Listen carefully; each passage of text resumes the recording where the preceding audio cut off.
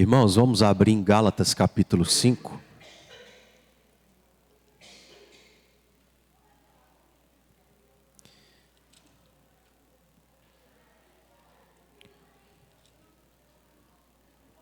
A partir do versículo 16.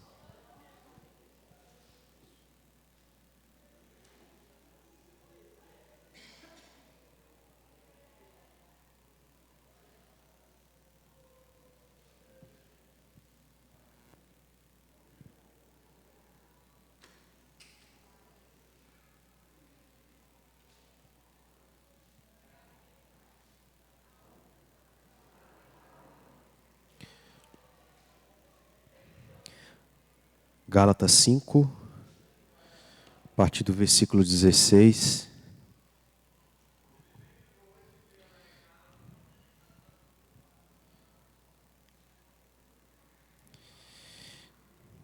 Diz o texto para nós: digo-vos, porém, andai no Espírito e jamais satisfareis a concupiscência da carne, porque a carne milita contra o Espírito e o Espírito contra a carne, porque são opostos entre si, para que não façais o que porventura seja do vosso querer.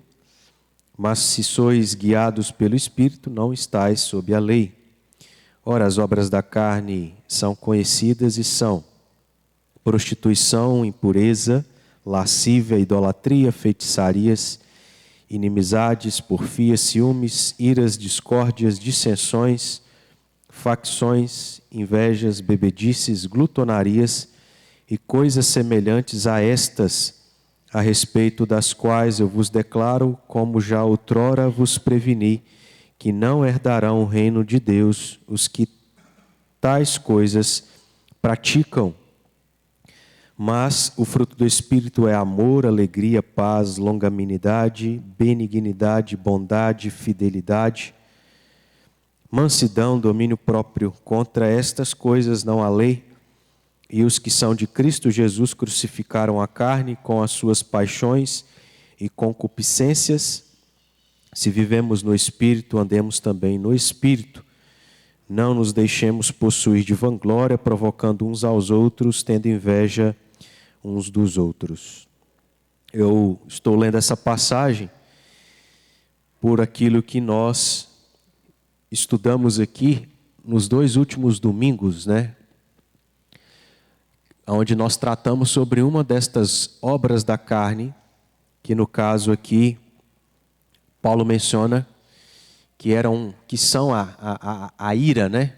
Ele coloca no plural, iras, que infelizmente é algo que continua fazendo parte da nossa vida, mesmo tendo o Espírito Santo de Deus e os frutos do Espírito na nossa vida, como pecadores, mas não escravos do pecado, nós, por muitas vezes, nos iramos, porém, aprendemos que há aquele tipo de ira que nós não somos autorizados a ter, mas há aquele tipo de ira que nós temos autorização. Então, a que não temos é aquela que tem relação com o que é pecaminoso, e aquela que podemos tem relação com o que é oposto a isso, ou seja, aquilo que é santo, justo, reto, aquilo que tem relação com Deus, sua vontade, seu reino e coisas nesse sentido. E aí, irmãos, nós falamos sobre ira porque nós não estamos aqui fazendo uma série, né, sequencial, porque a gente estudou também sobre galardão, visto que essa palavra aparece lá na nossa última bem-aventurança, que está em Mateus capítulo 5.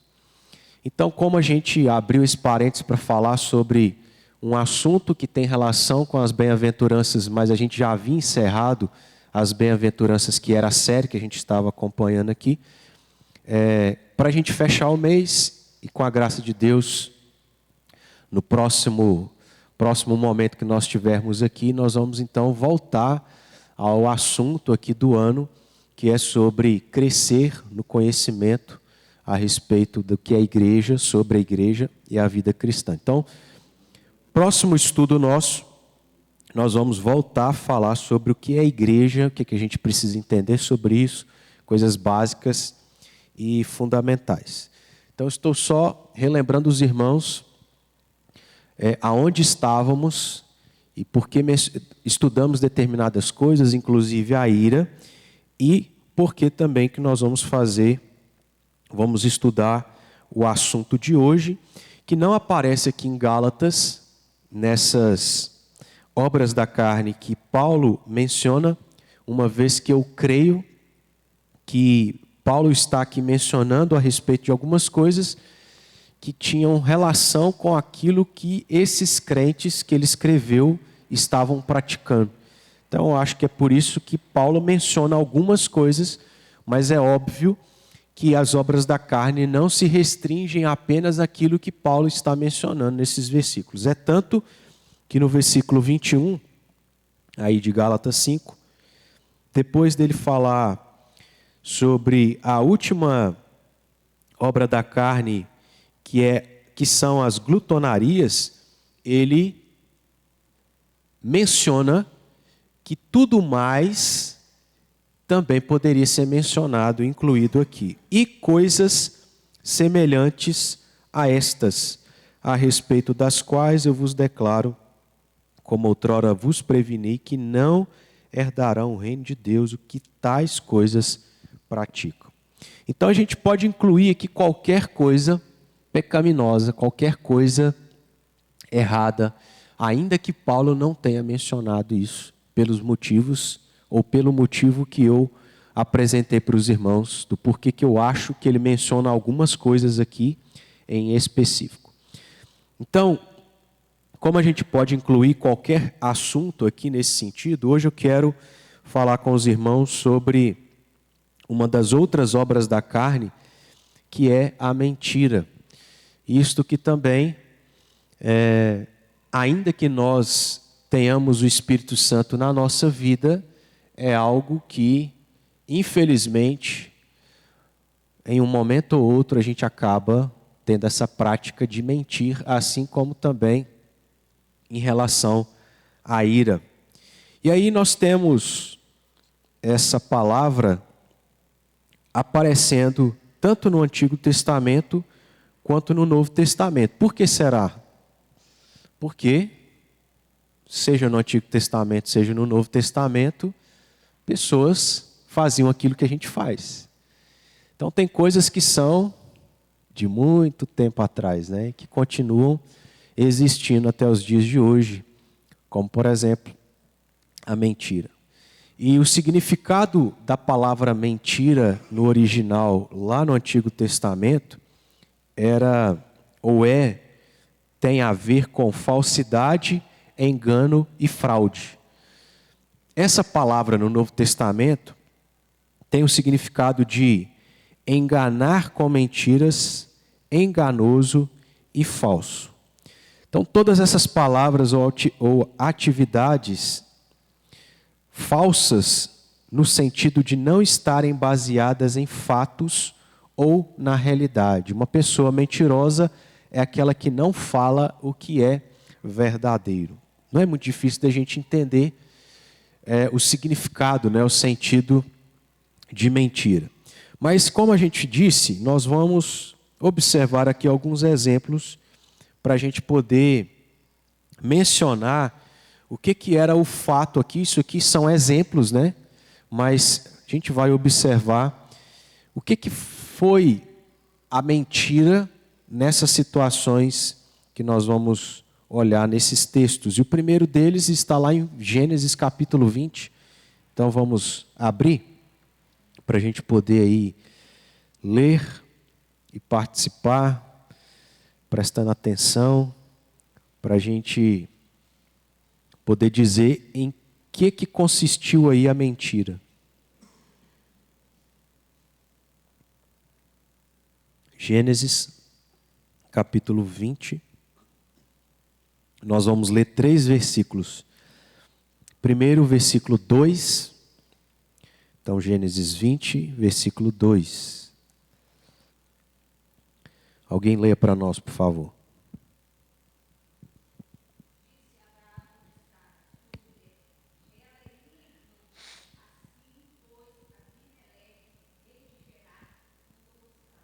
Tá, agora os versículos 10 e 11.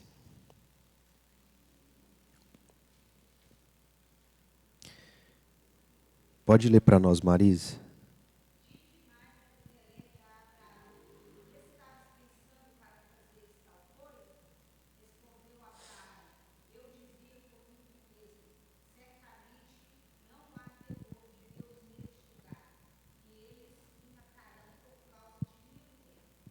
Qual foi a situação aí? Em que consistiu a mentira?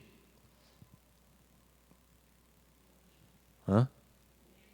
Morte? Hã? Não escutei. Medo? Tá, mas o que foi a mentira? Isso. Abraão era casado com... E aí o que ele diz? Esta é minha irmã. Era, mas não era, né? Não era irmã, era meia. Mas no caso, não era irmã, era esposa. E aí, por causa do medo, ele omite, ele fala outra coisa, ele não diz o que era verdadeiro, portanto, ele está mentindo. É interessante, irmãos, porque a gente vê essa mesma prática no filho de Abraão. Quem que foi o filho de Abraão? Isso. Vá lá para Gênesis capítulo 26.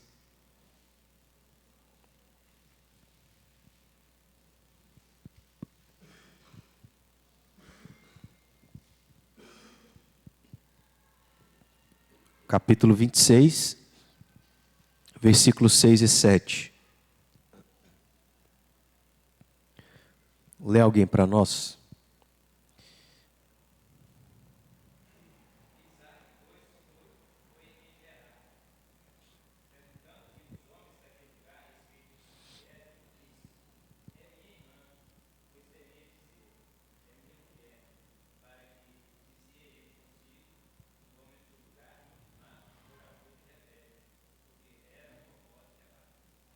A mesma situação, né?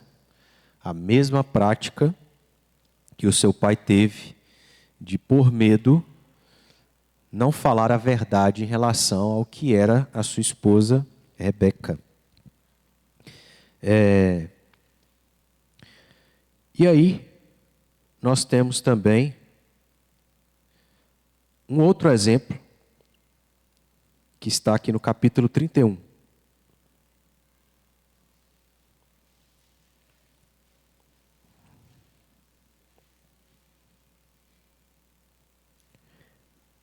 Capítulo 31, nós vamos ler alguns versículos. Versículo 19, diz aí: tendo ido Labão fazer a tosquia das ovelhas, Raquel furtou os ídolos do lar que pertenciam ao seu pai. Versículo 30. E agora que partiste de vez, por que tens saudade da casa de teu pai? Por que me furtaste os meus ídolos? 32. Não vivo aquele com quem achares os teus deuses. Verifica diante de nossos irmãos o que te pertence e que está comigo, e leva-o contigo, pois Jacó não sabia que Raquel os havia furtado. 34 e 35. Ora, Raquel havia tomado os ídolos do lar e os pusera na sela de um camelo, e estava sentado sobre eles. Apalpou Labão toda a tenda e não os achou. Então disse ela a seu pai: não te agastes. É agastes? Está aí? Achei que eu tinha escrito errado. Não te agastes, meu senhor, pois não poder eu levantar-me na tua presença, pois me acho com as regras das mulheres. Ele procurou, contudo, não achou os ídolos do lar. Conseguiram aí observar quais foram os dois pecados de de Raquel? Um está mais fácil, né? O que ela tinha feito? Roubado. O pai dela vai lá, alguém roubou, ele tenta achar, mas a sua filha escondeu e o que que ela disse? Não fui eu. Então a primeira mentira foi essa, né? Ela roubou e disse que não tinha roubado. Mas qual que foi a segunda razão? Ou qual que foi a segunda mentira? De que ela fala para o seu pai que ela não poderia sair de onde ela estava, porque ela estava naquele período menstrual, né? Então, dois pecados, duas mentiras, daquilo que ela não falou como deveria falar, de maneira verdadeira. Também, olhando para o Novo Testamento, aqui o nosso último exemplo, Mateus capítulo 26, versículos 69 a 74.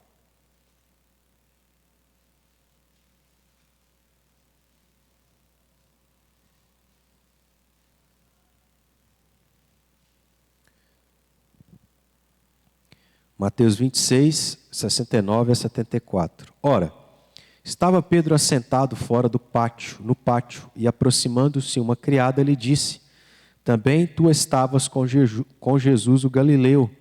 Ele, porém, o negou diante de todos, dizendo: não sei o que dizes. E saindo para o alpedre, foi ele visto por outra criada, a qual disse aos que ali estavam: este também estava com Jesus o Nazareno. E ele negou outra vez com juramento: não conheço tal homem. Logo depois, aproximando-se os que ali estavam, disseram a Pedro: verdadeiramente és também um deles, porque o teu modo de falar o denuncia. Então começou ele a praguejar e a jurar: não conheço esse homem. E imediatamente cantou o galo. Qual que foi a mentira aqui de Pedro?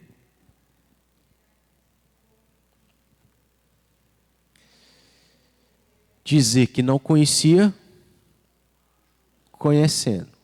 Não só jurar, mas praguejar, né?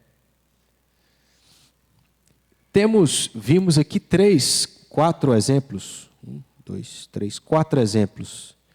Mas a gente teria tantos outros exemplos, como alguns outros nós vamos observar aqui depois também. Mas isso serve, irmãos, para mostrar para nós aquilo que é óbvio, que os crentes mentem, né? Me vem à mente aqui agora, por exemplo, o caso de Ananias e Safira, em uma situação assim, bem específica, né? Que muitas das vezes, de um modo ou de outro, acaba sendo uma prática de alguns cristãos, relacionado ao dinheiro, ao serviço, ao trabalho, às vezes agir de maneira mentirosa, omitindo, etc, etc. Eu não coloquei aqui, mas na medida que a gente estava lendo, me veio um texto interessante para a gente mencionar depois, e aí eu vou pedir os irmãos para me ajudarem a lembrar, que a gente faz isso lá para o final, que é sobre Raabe, tá bom? E as parteiras do Egito. Aí vocês me ajudem a lembrar disso para a gente poder fazer uma observação interessante desses dois textos. Continuando aqui, então, depois da gente olhar para a própria Escritura, e é interessante que a palavra de Deus menciona, né, os pecados do povo de Deus. Por que isso? Para poder mostrar que eles foram como nós somos. Mas não só por isso, para mostrar que a salvação nunca foi por mérito, nunca foi por obra, mas pela graça de Deus escolher quem ele salvaria. A gente olha para Davi, a gente olha para a prática de muitos crentes no Antigo Testamento, no Novo Testamento, e a gente fica assim, como? Tem uma situação que me incomoda muito, assim, que fazia parte da cultura, né, daquele tempo, e que não é uma prática nossa nos dias de hoje. Então, de certo modo, tem coisa que algumas pessoas no passado faziam que nós não fazemos. Por exemplo, se lembram daquela situação lá de Judá e seus filhos? Judá, acho que tinha 2 filhos, 3, não sei. Ele tinha os seus filhos. E aí, um dos seus filhos se casa com uma mulher. E aí ele, no momento da relação sexual, ele evitava que a mulher pudesse, como que eu posso dizer aqui? Engravidar, isso, boa. E aí Deus pune aquele filho, na regra lá, o irmão deveria fazer então o papel do irmão falecido, e aí parece que a mesma coisa acontece. E aí Judá tinha um filho muito novo, e ele também deveria, esse filho mais novo deveria cumprir esse papel, e Judá então vai enrolando a sua nora. O filho mais novo alcança certa idade e ele não entrega o seu filho para sua nora. E aí a nora usa de uma estratégia para que pudesse então se engravidar. E aí o que me chama a atenção é justamente o fato daquilo que Judá faz em relação à estratégia da sua nora. Porque o texto diz que ela se vestiu lá e ficou num determinado lugar, como se fosse, se não me engano, uma prostituta, e Judá está no seu caminho, ele topa com aquela mulher, e aí ele se deita com aquela mulher. E aí, no caso, né, a gente conhece a história, ela engravida, depois ela se revela, e aí Judá reconhece, né, o papel dela, o que ela tinha feito para cumprir a questão da lei, mas o que me chama a atenção é a prática de Judá. Parece que era comum, né? Judá era Judá. Jesus veio da tribo de Judá. Judá era um dos filhos de Jacó, de Israel, uma das 12 tribos. Alguém que o pai menciona lá, né, nas bênçãos, promessas, qualidades e etc. Mas qual que é a prática de Judá? De se deitar com uma prostituta como se fosse uma coisa qualquer e normal. Práticas, né, que a gente vai vendo que muitos servos de Deus tiveram, mas apesar disso, foram escolhidos por Deus. E aí quando Deus escolhe, ou quando a gente observa esses aspectos sobre a vida dessas pessoas, não deixa de ser algo para servir para nós como essa doutrina que é melhor esclarecida no Novo Testamento, que a salvação é por graça, é por Cristo Jesus. Mas aí, irmãos, prosseguindo, né? Eu tinha falado isso, abri esse parênteses todo, mas algumas características da mentira. A primeira delas é que a mentira tem origem em quê? No diabo, exatamente. O próprio Jesus é que menciona isso lá no Evangelho de João, capítulo 8, versículo 44. Abre aí a sua Bíblia, para a gente poder acompanhar o texto. 8.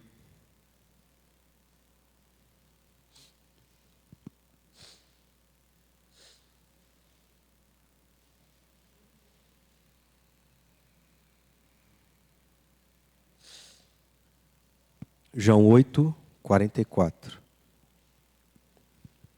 Diz Jesus: Ele foi homicida desde o princípio, jamais se firmou na verdade, porque nele não há verdade. Quando ele profere mentira, fala do que lhe é próprio, porque é mentiroso e pai da mentira. Você observou a ênfase aí no texto? Há uma ideia que se repete por 5 vezes. Qual é ela?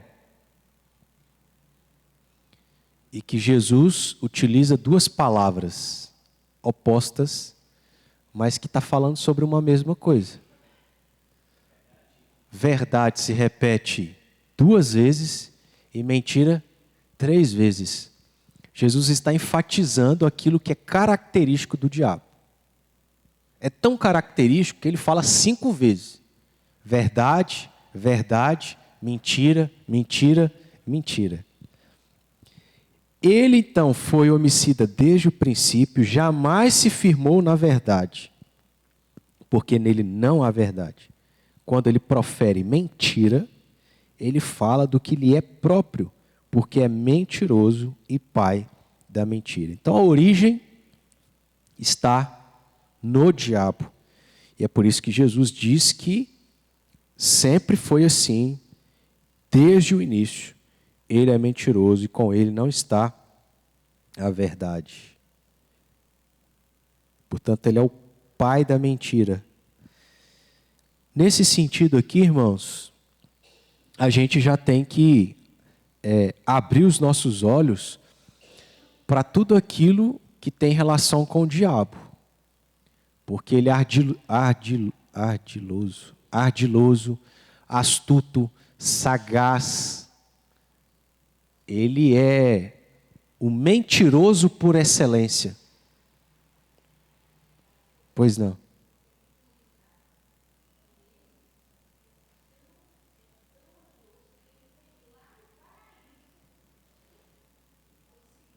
Sim. Exatamente.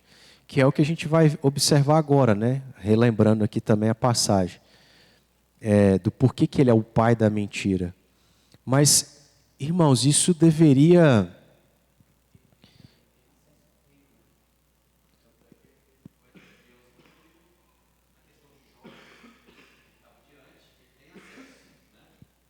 Sim. Que ele tem acesso? Acho que sim, né? Mas aí eu não sei que se continua, aí eu não sei. Para a sua glória. Tá aí a resposta. Deus é glorificado através do diabo. Por que Deus permitiu o pecado? Para a sua glória. Como? Aí está além do nosso alcance, né? De entender. Mas, na verdade, tudo é para a glória de Deus. Então, a gente tem essa resposta bem objetiva. Mas, nas questões assim mais específicas, a gente não tem como compreender. É citar Romanos, que fala, quem pois conheceu a mente do Senhor? É citar Salmo 139. A gente fica impactado com a sabedoria, a obra de Deus, que não dá para ser compreendida. Mas, então, irmãos, o que eu estou querendo chamar a nossa atenção é para essa habilidade que o diabo tem em relação à mentira. Se o diabo é tão habilidoso na mentira, você acha que a gente não pode estar sendo enganado em muita coisa? Será que a gente não tem que abrir os nossos olhos para não ser enganado? Nós estamos estudando sobre os sinais dos fins dos tempos, né, que na verdade a gente nem chegou nisso. A gente está entendendo os finais no sentido daquilo que se cumpriria e cumpriu, né, no passado. Mas Jesus também, se não me engano, por 3 vezes menciona engano como algo que seria característico do que aconteceria quando Deus estivesse para derramar o seu juízo. As pessoas seriam extremamente enganadas. Nesse contexto, até é mencionado que, inclusive, se possível, os eleitos, o povo de Deus. E se a gente não tiver os nossos olhos atentos a isso, pode ser que a gente esteja convicto de que nós estamos fazendo algo certo, mas não estamos, porque o diabo, que é astuto, ardiloso, ele que é sagaz, ele que é habilidoso na mentira, pode estar enganando muitos crentes. O diabo sabe que ele não pode tirar a salvação de você, mas ele pode te atrapalhar. Ele pode te impedir de viver certas coisas. E isso através do engano, através da mentira. Então hoje, infelizmente, nós temos em muitas igrejas, muitos pastores que não têm nada com Deus, têm tudo com o diabo e estão enganando.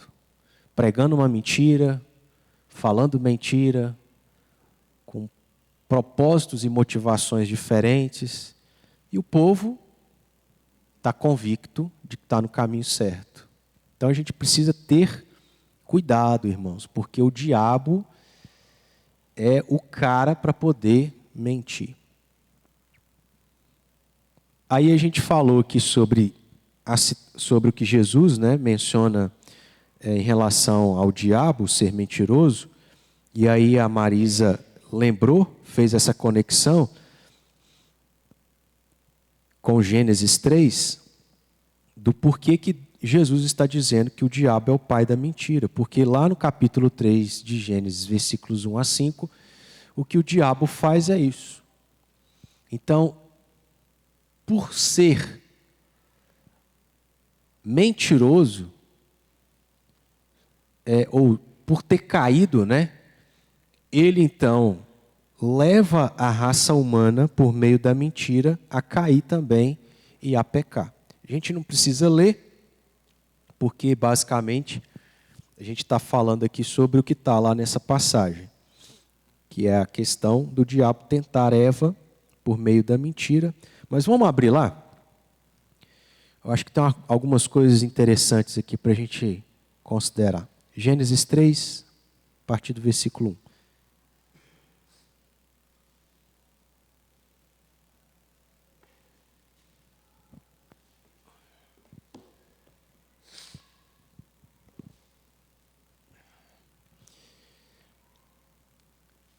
Começa o texto dizendo: mas a serpente, mais sagaz que todos os animais selváticos que o Senhor Deus tinha feito, disse à mulher: é assim que Deus disse, não comereis de toda a árvore do jardim? Então, qual foi a maneira ardilosa do diabo enganar Adão e Eva?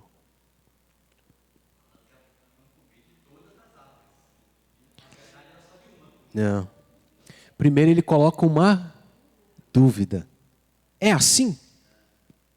É assim que Deus disse? Não comereis de toda a árvore do jardim? Aí a pessoa, será que foi? Aí continua, né? Respondeu-lhe a mulher. Ela então se lembra do que Deus disse. O diabo primeiro, foi assim? Mas aí a mulher está ciente. Do fruto das árvores do jardim podemos comer.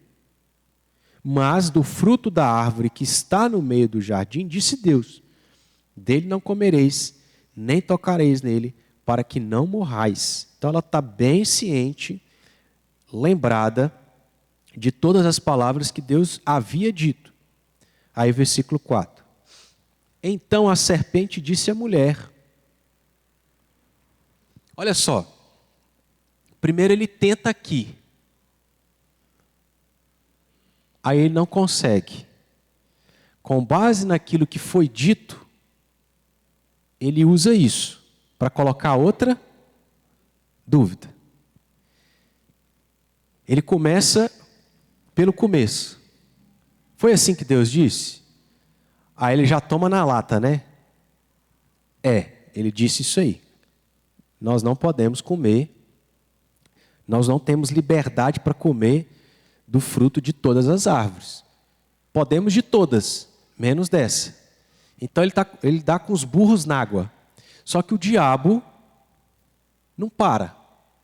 Ele não se vê satisfeito, né? E com base no que a mulher Eva responde, ele então tenta colocar uma dúvida naquilo que ela falou, que é o versículo 4.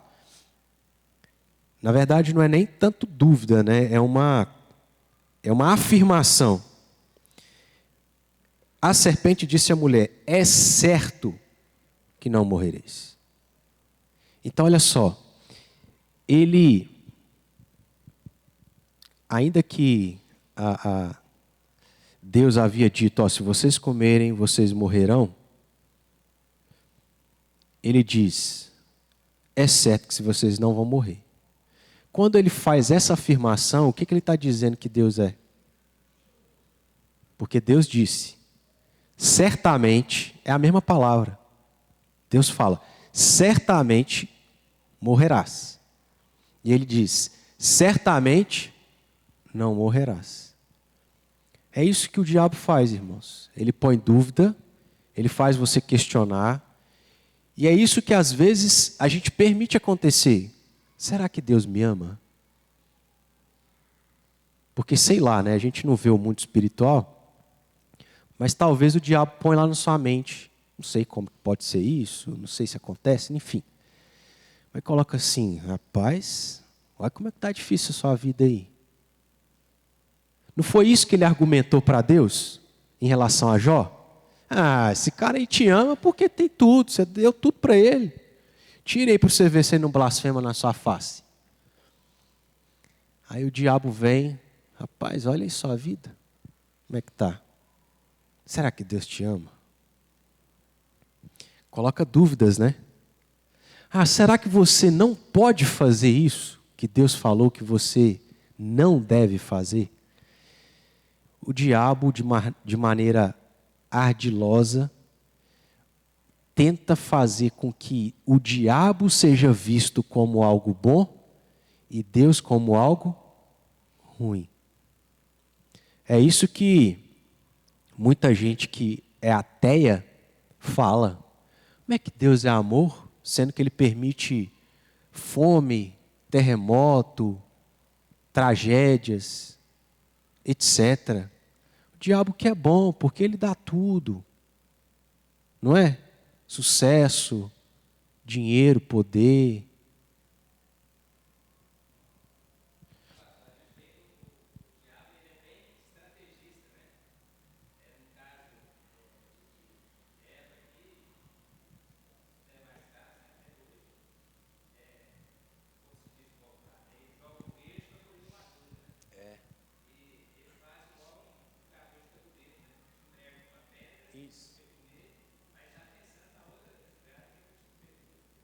Exatamente.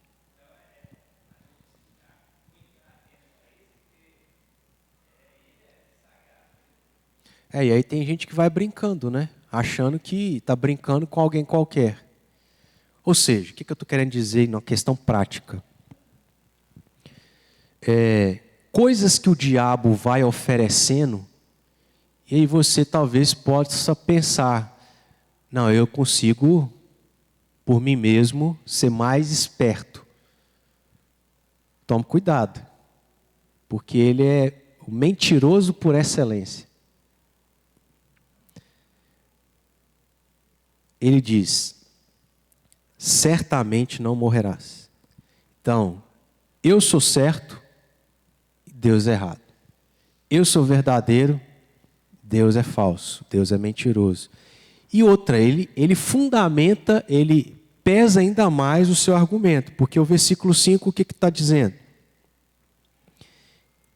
É certo que não morrereis. Por quê? Deus sabe que no dia em que dele comerdes, se vos abrirão os olhos, e como Deus sereis conhecedores do bem e do mal. Então, qual que é o argumento do diabo? É porque Deus não quer que vocês sejam como ele. Que na verdade é o que o diabo quis. Ser como Deus. Como se já não bastasse a maneira como Deus o criou para ser, né? Antes de cair. Mas ele aqui, então, está dizendo assim, ó. Deus falou uma mentira. Ele omitiu, ele ocultou algo porque ele está escondendo algo que, se vocês souberem, fará eles ser como vocês são. Tipo isso. Se vocês comerem, vos abrirão os olhos e sereis como Deus, conhecedores do bem e do mal. Então ele ofende, não é a palavra que eu queria usar, mas ele, como é que diz? Ele agride, ele vai contra Deus ainda mais. Não só está falando em outras palavras que Deus é mentiroso, mas está dizendo assim, é porque Ele não quer que vocês sejam como Ele. Então Ele está ocultando de vocês algo que, se vocês tiverem acesso, é bom para vocês. Isso. Mas, na verdade, Ele está fazendo isso porque Ele sabe que Adão e Eva não seriam como Deus. Isso é mentira. Mas é porque, se eles fizessem, eles cairiam em pecado. Você queria falar?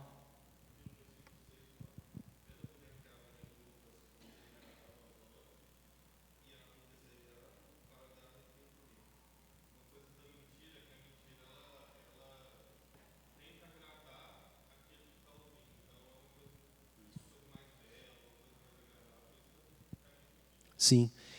E, na verdade, irmãos, a gente mente para nós mesmos quando nós queremos pecar. Eu mereço. Isso é bom para mim. Isso é prazeroso para mim. Você está vendo que tudo volta lá no que aconteceu em Gênesis 3?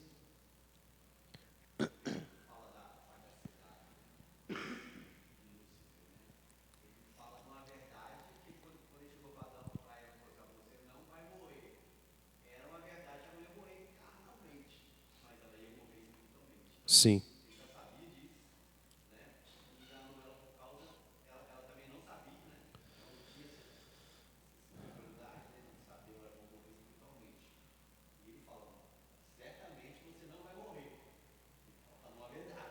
Uhum.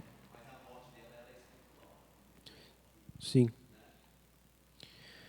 E aí, interessante no versículo 6, que foi mencionado, que o que geralmente está associado ao pecado? Mentira.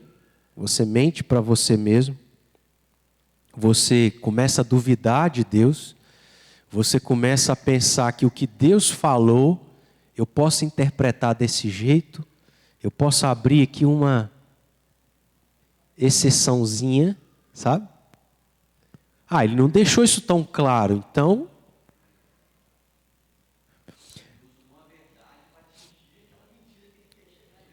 E aí, geralmente, está associado a coisas agradáveis aos olhos. Prazerosas, né? Vendo a mulher que a árvore era boa para se comer, agradável aos olhos. Olha o tanto que isso é enfatizado. Irmãos, isso aqui eu já ensinei para vocês. Repetição de palavra é para dar peso em algo que é importante. Agradável aos olhos, desejável para dar entendimento. A árvore era boa. Então, voltando, né? Boa, agradável, desejável. Não é isso que o pecado é para nós?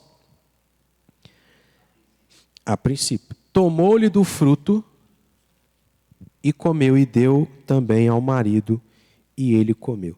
Aí, só aproveitando esse parênteses, aqui em Tiago,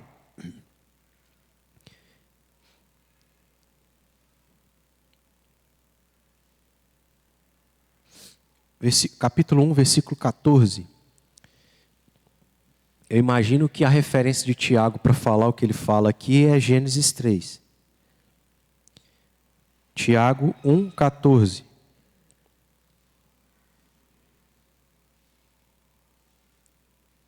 A gente também já trabalhou esse texto aqui em um outro momento. Tiago está dizendo assim: olha, qualquer pecado que a gente cometa, que a gente comete, é culpa de quem? De Deus, que é soberano e permite tudo que aquilo que a gente faz está dentro da sua permissão e que também faz parte do seu plano. A culpa é de quem nos tenta, diabo, pessoas, circunstâncias, situações, ou a culpa é nossa? Ainda que Deus permita, porque isso faz parte do seu plano para a nossa vida, ainda que pessoas, inclusive o diabo, nos tente, se Eva tivesse dito para a serpente assim, não vou comer, ela teria pecado? Não. Mas por que ela pecou? Porque ela quis. Então, o ser humano pode ser tentado, e nós somos tentados. O que torna a tentação um pecado? O ato. O ato é de quem? De Deus? Não. A vontade é de quem? De Deus? É do diabo? A ação é de quem? Do diabo? Das pessoas? As pessoas que te obrigam a fazer algo? O ato é seu, a escolha é sua, por vontade própria.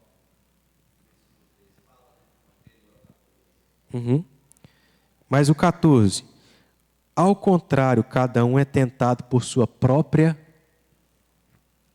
Eva cobiçou aquele fruto, porque ela começou a duvidar. Ela começou a questionar. Ela começou a pensar, será que é verdade? Ela cobiçou. Então começa o quê? Na cobiça. É a gente que cobiça fazer aquilo que não pode. Aquilo que não pertence a nós, aquilo que nós não podemos fazer. Começa com a cobiça. O que a cobiça faz? Ela te atrai. E quando essa o atrai, você é seduzido. Foi o que o diabo fez. Ele incita Eva a cobiçar, a ser seduzida por aquilo, para que ela pudesse cair. 15. Então a cobiça, depois de haver concebido, dá a luz ao pecado.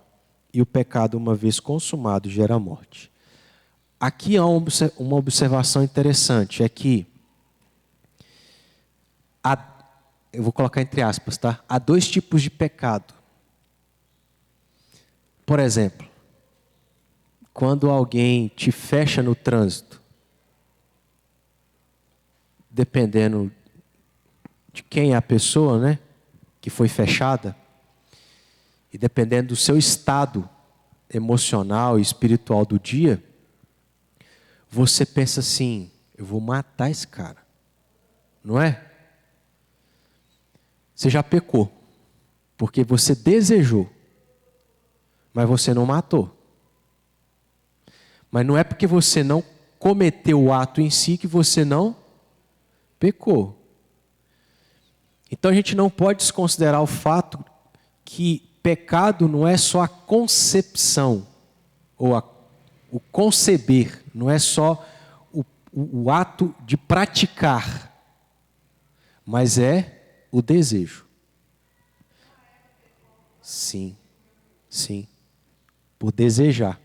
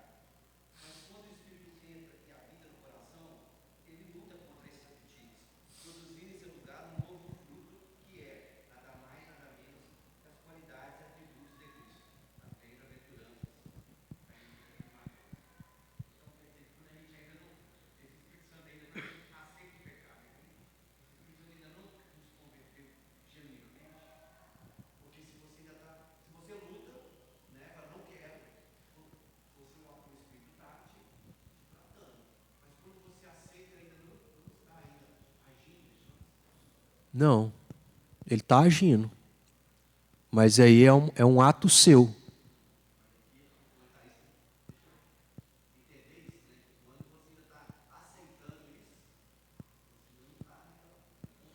Então, o que acontece?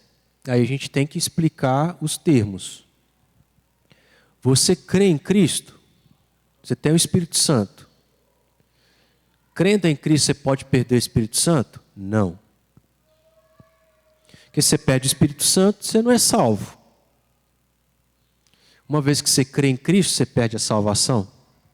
A obra de Cristo é tão imperfeita ao ponto de você, uma vez ter sido salvo e deixar de ter sido salvo? Ou é porque você nunca foi, ou é porque você é e pronto. Certo? Então vamos por parte. Então, se alguém crê em Cristo, tem o Espírito Santo. Isso diz respeito à salvação. Tá, é que eu estou explicando. Eu estou explicando os sentidos do significado dos termos. Sim, vou chegar lá. Então, irmãos, salvação você tem, tá? Agora, isso é para o final da sua vida. A gente vai desfrutar da vida eterna só quando morrer. Mas a partir do momento que você se converte até morrer, você tem uma vida. E essa vida é uma vida onde eu tenho que progredir em santidade. Ou seja, então, eu que creio em Cristo, tenho o Espírito Santo, eu tenho a capacidade de amar. Mas eu amo perfeitamente? Não. Eu amo um pouquinho aqui, depois um pouco mais, depois um pouco mais, depois um pouco mais, até eu morrer, aonde eu morri, o meu amor jamais vai alcançar 100%. Mas sei lá, alcança 99%. 100% é impossível. Então eu entendo, e o que eu estou explicando é isso, a ideia aí de, se eu sou tentado e eu caio na tentação, isso não tem nada a ver com o ter ou não ter o Espírito Santo. Isso tem a ver com eu estar maduro o suficiente ou permitir ser mais cheio do Espírito Santo para eu poder me dominar diante das tentações. Deu para entender aí, Peter?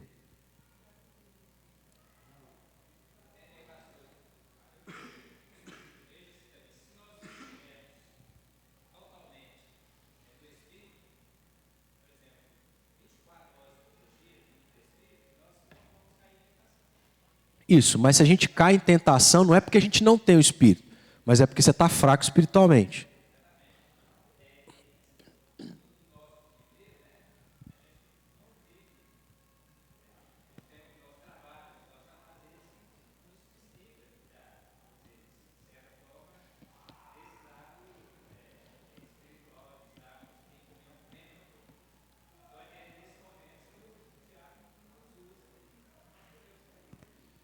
Por exemplo, como é que o diabo tentou Jesus?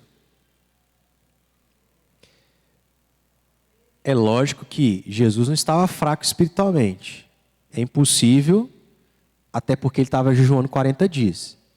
Mas, e aí olha só, o diabo sabia que espiritualmente Jesus não ia cair. Ele é pleno. Mas aí Jesus não tinha só uma natureza. Ele tinha natureza humana.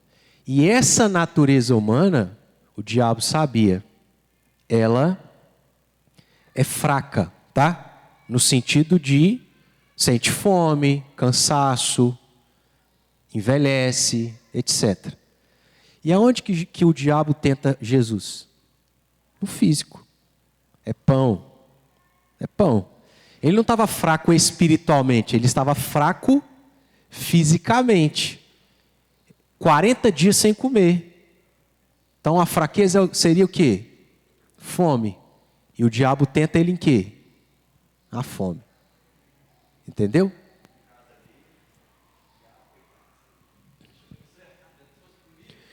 Cara, o diabo sabe, mas não importa. Ele tenta. Tentativa. Ele sabe que ele está destruído, que ele foi derrotado, que o crente não perde salvação, mas ele não se dá por satisfeito.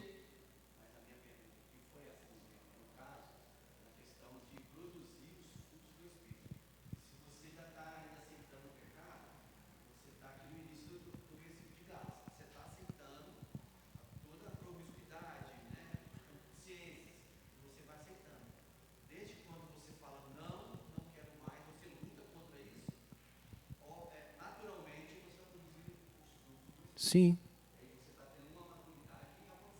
Sim. Sim. É.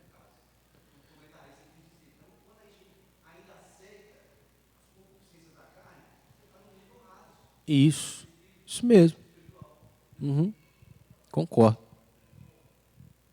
Quanto mais, quanto mais, quanto menos você peca, obviamente, mais maduro você é espiritualmente. Isso diz muito a respeito de quem nós somos. Fala, Francisco.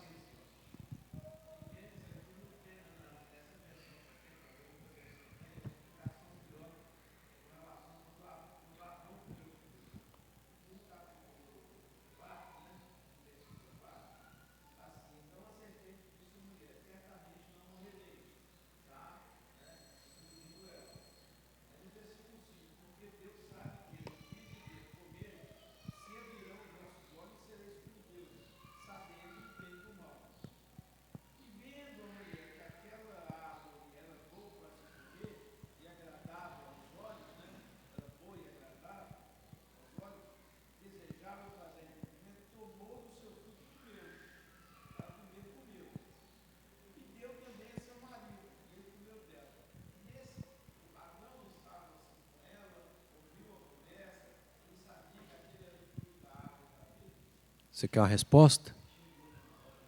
Você quer uma resposta? Não sei.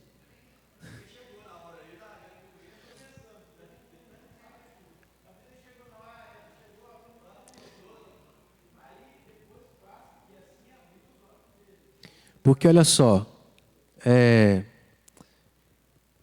para Adão ter sido convencido, ou é porque ele foi convencido pela serpente, se for ele estava perto, ou é porque ele foi convencido pela esposa. Para ter sido convencido pela esposa, ela também teve que ser sagaz, ardilosa como o diabo. Uhum.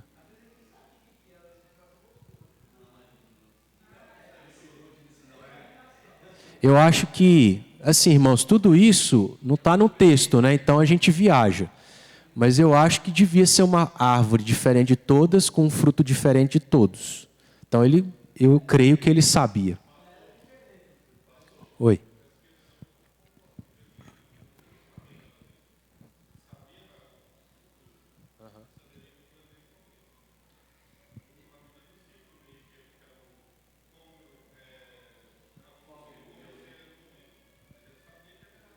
Sim. Mas o que eu pensei é que, para ele comer, ele teria que ter sido convencido.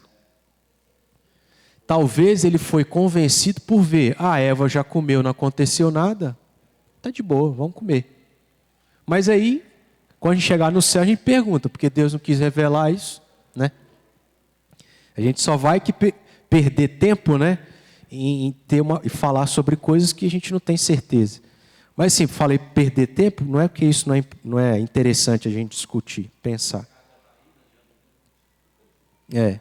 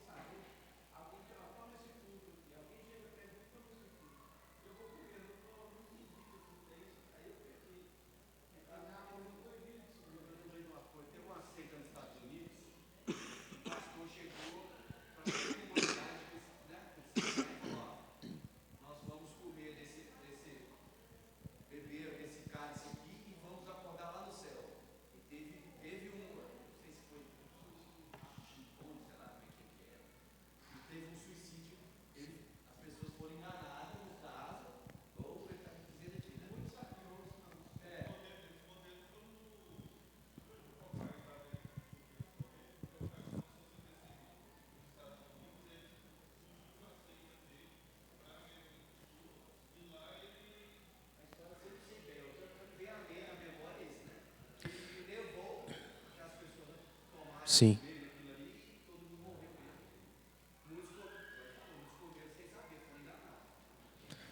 Aí problema, que está na lei, Deus já revelou tudo que a gente precisava, então todos estão indesculpáveis. Se você sabe, se você não sabe, problema seu. Tipo assim, tá? Tá lá. Fala, Daniel.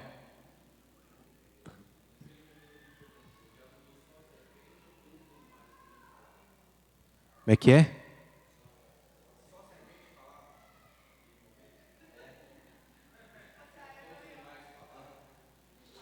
Não necessariamente.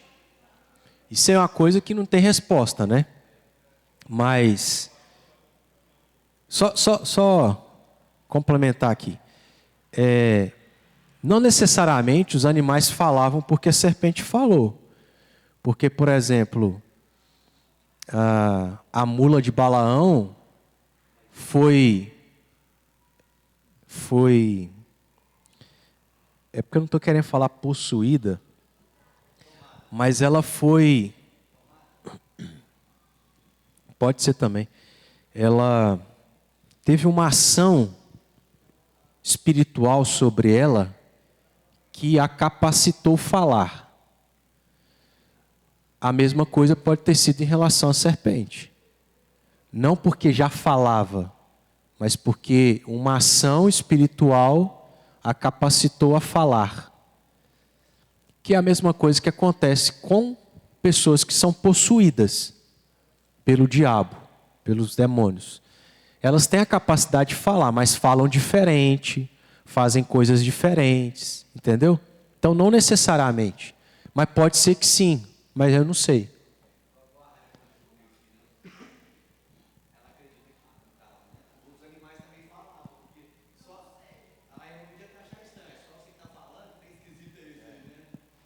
Mas sei lá se era estranho. Adão e Eva já conversavam com Deus.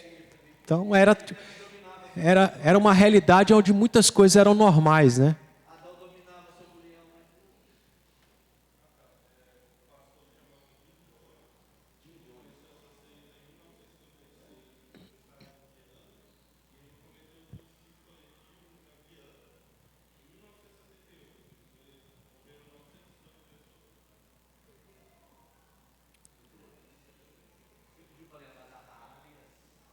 Pois é, mas tem metade do estudo aqui ainda para nós terminar. Talvez eu tenha que parar por aqui e a gente vá perder o resto. Mas, então, só para aproveitar aí a questão de Raabe,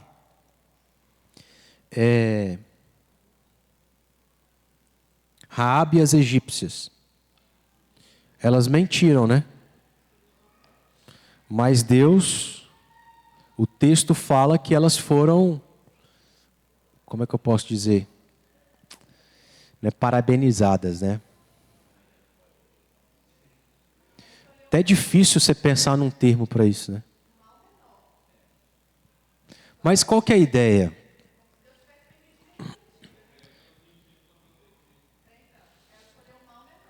Qual que é a ideia? É que, entre aspas assim, tá? Entre aspas. Deus aprovou, entre aspas. Porque mentira é mentira. Mas foi para preservação de pessoas, foi para um bem que dizia respeito a Deus e ao seu povo. Mas é mentira.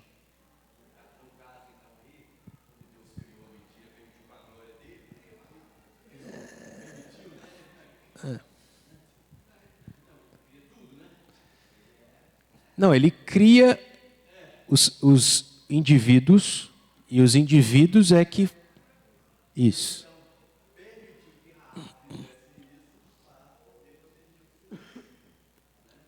Sim, sim. Mas a ação foi de Raabe. A ideia, irmãos,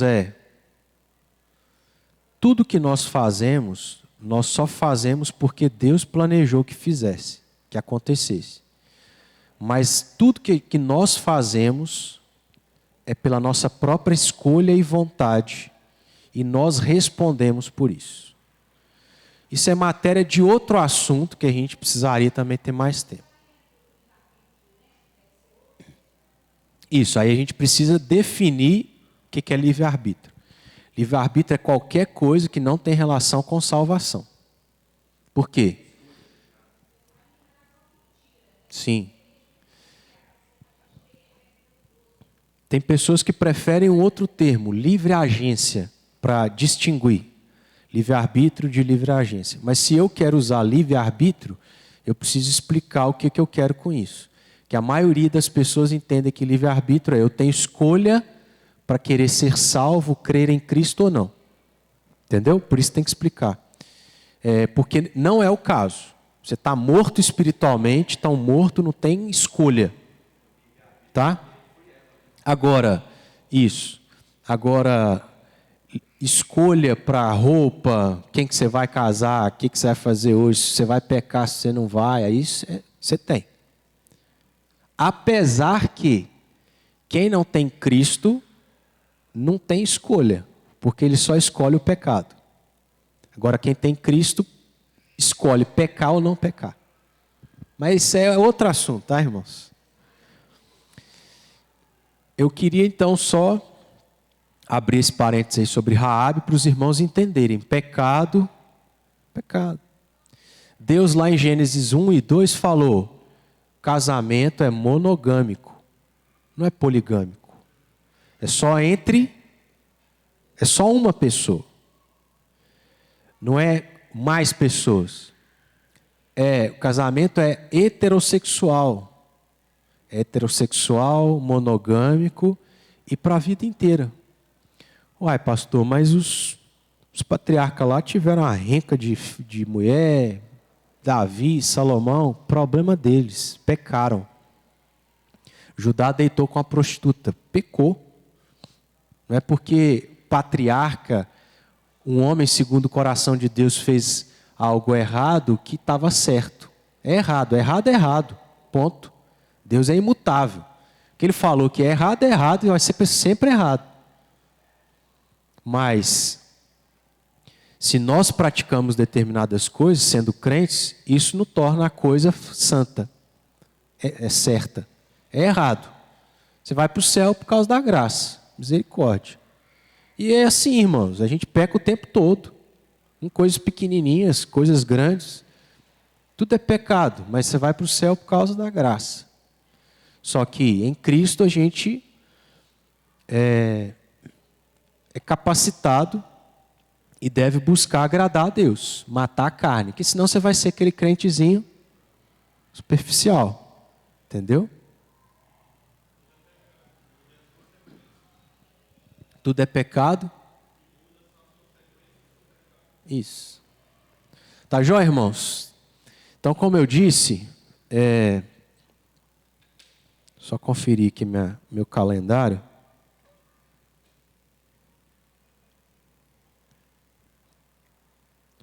Dia 6, a gente começa então uma série, tá?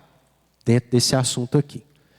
E aí, porque eu não vou ter tempo para continuar esse estudo, a gente tem que cortar ele por aqui, tá? Quem tiver interesse, depois eu compartilho também. Pois é, mas eu não vou estar entre vocês, irmãos. Só por isso. Senão daria certinho. A não ser que vocês queiram ficar até meio-dia, pode ser? Vamos orar, irmãos? Fica de pé.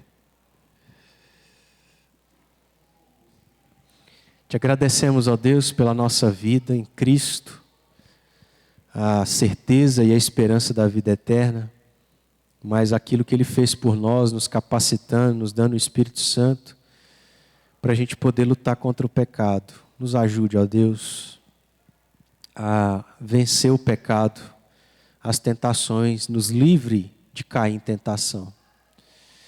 Nos dê forças, ó Pai, nos incline, nos atraia para as coisas do Senhor, para as coisas espirituais, para que, ó Deus, a gente possa resistir o dia mal, para que, ó Deus, a gente faça como Jesus fez, repreenda o diabo em Cristo, ó Deus, e possa perseverar na vida de santidade que agrada ao Senhor. Que o teu nome, o Senhor, seja glorificado através da nossa vida, das nossas atitudes. É o que pedimos, oramos em nome de Jesus. Amém. Deus abençoe, irmãos.